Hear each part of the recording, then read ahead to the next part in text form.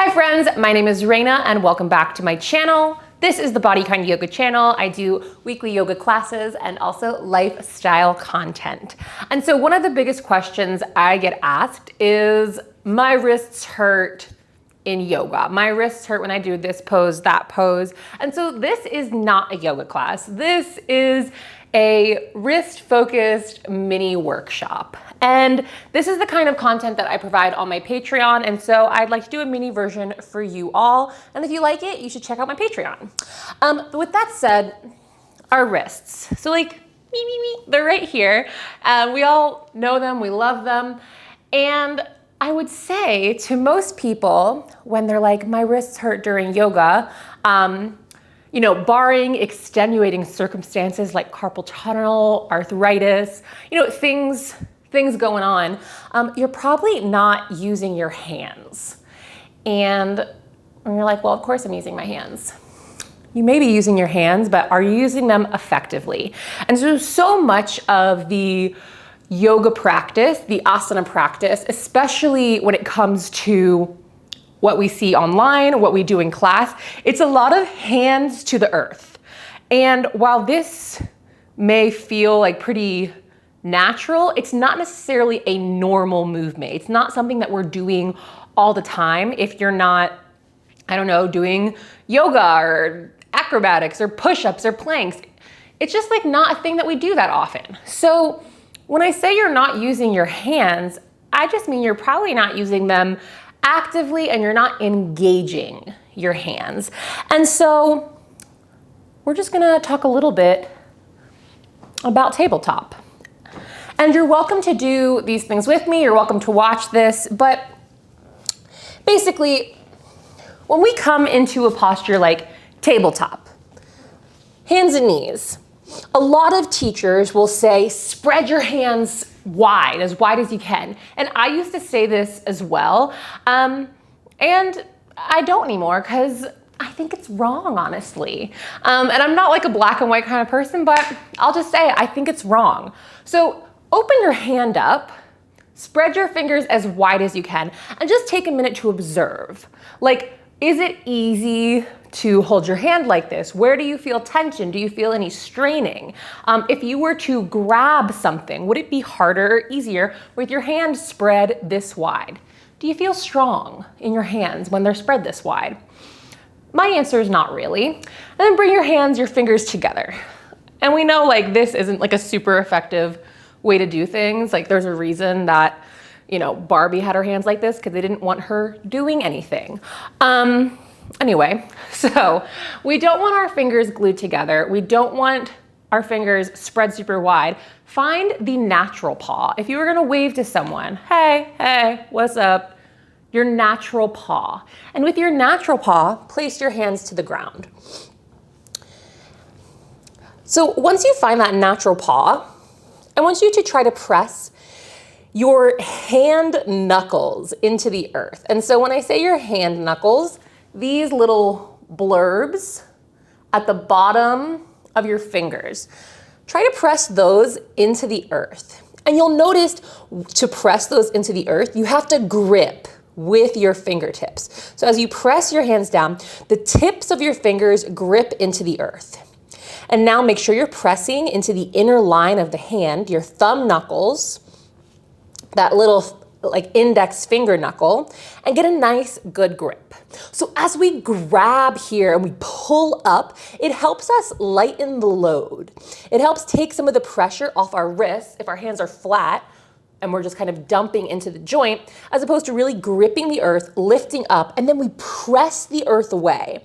And so even as we press the ground away, we're not rounding the upper back, the spine is staying neutral, but we're pressing the earth away to lift out of the shoulders, trying to combat the weight that we're putting on our hands by staying actively engaged. It's kind of like if you were walking through the snow or walking through the sand. If you tighten your core and lift the lower belly, you're gonna find that you have a bit of an easier time walking through the sand or snow just by lifting and using some of that upward energy. And so we're kind of bringing in the same thought here. So press the little hand knuckles in, grip the ground, and then you'll start to feel the center of your palm rise up, almost like a suction cup. And we call that in yoga a bandha. It's an energetic lock. And this hand bandha is called hasta bandha. Hasta is hand. And so we have this grip, and like I can already feel this is working me out. I can feel how actively engaged I am. And so you can come off your hands if you're on them. Gently give the wrist a little spin.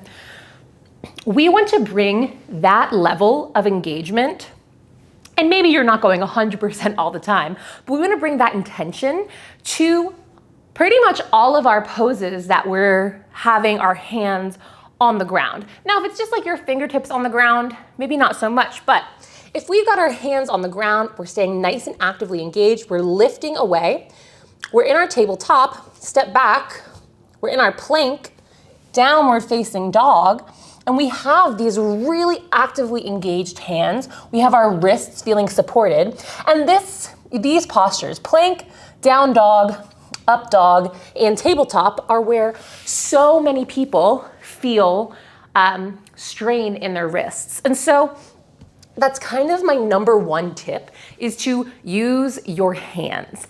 My second tip is to stretch and strengthen your wrists. If you've been to a yoga class in person, like how many times can you remember an instructor actually doing wrist stretches or doing any kind of wrist prep? And especially if you're going to like a traditional vinyasa class, you're spending a ton of time on your hands and on your wrists. And so it's really important that you kind of take on that part of the practice, because you're probably not going to really get it in your yoga classes that much. And do some simple kind of wrist strengthening exercises. So we're going to go through a quick mini wrist strengthening, wrist stretch here. You can incorporate this daily if you practice yoga asana daily, or even if you go to the gym, whatever you're doing, you can take 5, 10, 15 minutes, because you can really like kind of tailor this and do these exercises. I have felt a huge difference in my wrists by doing these, and I think you might feel the same. And, excuse me. And so we're gonna start with most of these in like a tabletop shape. So to begin, come into tabletop, fingers face forward, get a nice active grip, and just start to circle the shoulders, kind of warming the wrists up, staying really grounded, and just going both directions. And so like I said, this is going to be a quick version, a kind of taster of some of these exercises, and then you can take them, you can kind of pair ones that you like, just find what works for you and take them for longer or shorter. Start to walk your hands side to side. And as you kind of lean your weight side to side, turn the fingers out, and then maybe they turn back, being gentle. It's not a huge weight shift. And then go back the other direction. And this is something that I do before most of my practices. It's kind of like my prep. Beautiful. And then come back to sit onto your heels just for a second. Bring your hands together, make fists, and really press your fists into each other, thumbs on the outside. We're gonna come forward into a tabletop shape. Lay your forearms to the earth, fists on the earth, really push the fists together. Take a big breath in, and as you exhale, press yourself up.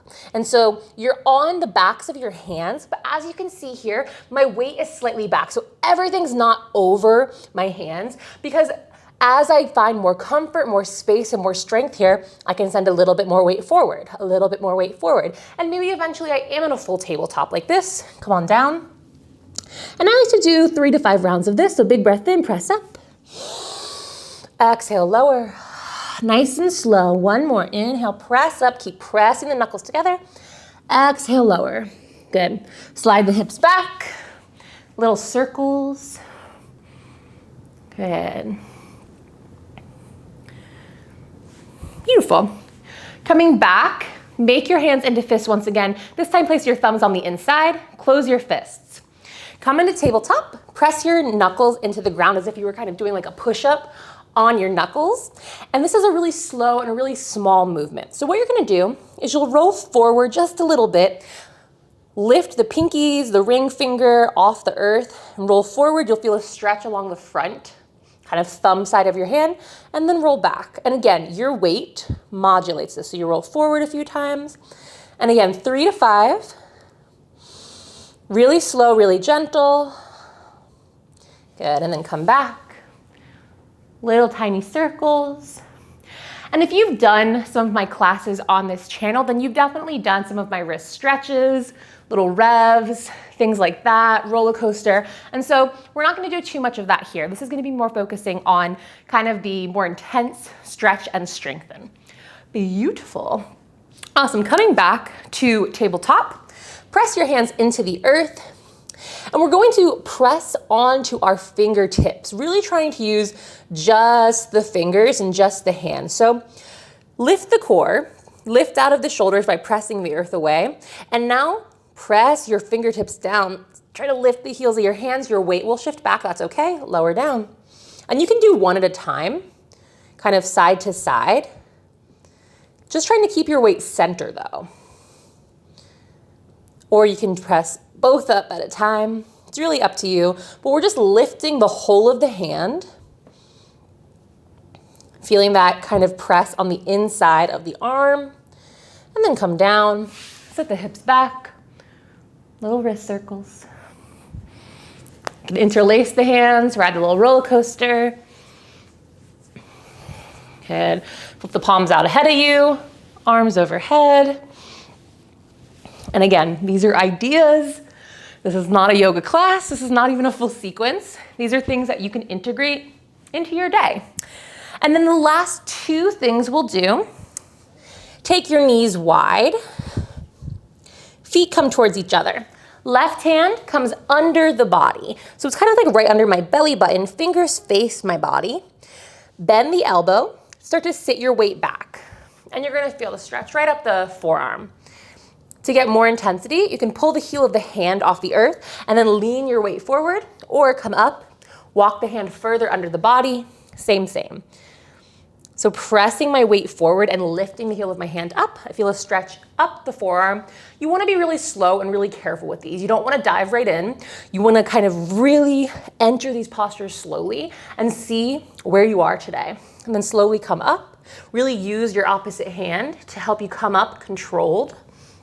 And then just switch sides, right hand comes under the body, bend the elbows, sit the hips back.